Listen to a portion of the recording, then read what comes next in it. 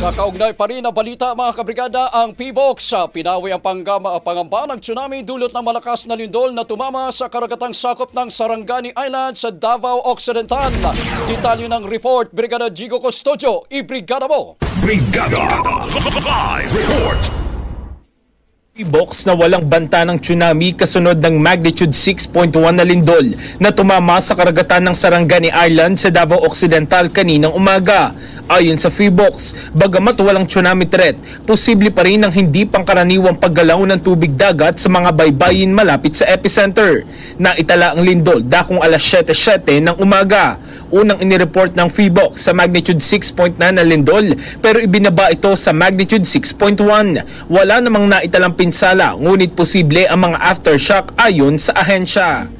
In the heart of changing lives, ako si Brigada Jigo Custodio ng 105.1 Brigada News of Manila, the Music News Authority. Ang bahaging ito ay hatid sa atin ng Drive Max Coffee. Ligayang tuloy-tuloy.